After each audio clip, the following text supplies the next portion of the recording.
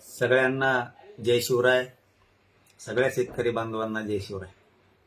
आपल्या शेतकऱ्यांच्या कर्जमाफीसाठी आणि विविध शेतकऱ्यांच्या शेतमजुरांच्या दिव्यांगांच्या प्रश्नासाठी माजी मंत्री बच्चूभाऊ कडू यांनी हे उपोषणाला बसले. सरकार त्यांच्या मागण्याची दखल घेत नाही, म्हणजे शेतकऱ्यांच्या न्यायाची कर्जमाफीची दखल घेत नाही, म्हणून त्यांच्या वतीनं बच्चूभाऊंच्या वतीनं आणि सगळ्या शेतकरी संघटनेच्या वतीनं 15 जून रोजी राज्यभरात चक्काजाम करण्याचं त्यांनी आयोजित केले. त्याला सगळ्या बांधवांनी, या राज्यातल्या शेतकरी बांधवांनी शांततेत मोठ्या प्रमाणात कर्जमाफीसाठी सगळ्या शेतकऱ्यांनी पाठिंबा द्यावा, ही सगळ्या शेतकरी बांधवांना विनंती करतो. आपण आपले जे रास्ता रोकोचे चक्काजामचे शांततेत करायचे ते स्पॉट ठरवा. आमचा गोदा पाट्यातला पैठण फाटा शहागड इथं ठरलाय.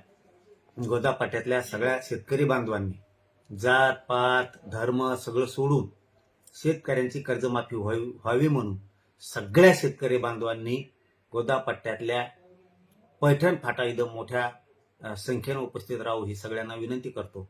आणि राज्यभरातली कर्जमाफी शेतकऱ्यांची व्हावी म्हणून मराठवाडा, विदर्भ, खानदेश, पश्चिम महाराष्ट्र, कोकण, मुंबई सगळ्या विभागातल्या जमल तसं सर्व शेतकऱ्यांनी एक दिवसासाठी 15 जून रोजी सगळ्यांनी शांततेत एकजूट दाखवून आपल्या शेतकऱ्याला, स्वतः आपण शेतकऱ्याचे लेकर आहेत, आपल्या स्वतःला न्याय मिळवून घेण्यासाठी आपण सगळ्यांनी एक दिवस रस्त्यावर यावं आणि शांततेत यावं. कुठंही उद्रेक, जाळपोळ कसली घटना कोणी करू नये.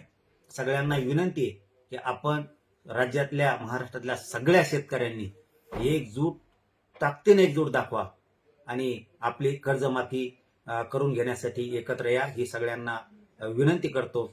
आणि याचबरोबर याचबरोबर आपलंही गोदा पट्ट्यातलं सगळ्यांनी मिळून, सगळ्या शेतकरी बांधवांनी मिळून ठरवलं वाटतंय, निवेदन पण दिलेत वाटतं काल, की पैठण फाटा इथं गोदा पट्ट्यातल्या सगळ्या शेतकऱ्यांचा स्पॉट ठरलाय. तर सगळ्या शेतकरी बांधवांनी गोदा पट्ट्यातल्या पैठण फाटा इथं शांततेत येऊन सगळ्यांनी चक्काजाम, रास्ता रोको आंदोलन करून आपल्या शेतकऱ्यांना कर्जमुक्ती कायमची व्हावी म्हणून एकत्र यावं, ही सगळ्यांना विनंती. धन्यवाद. सगळ्या शेतकरी बांधवांना जय शिवराय.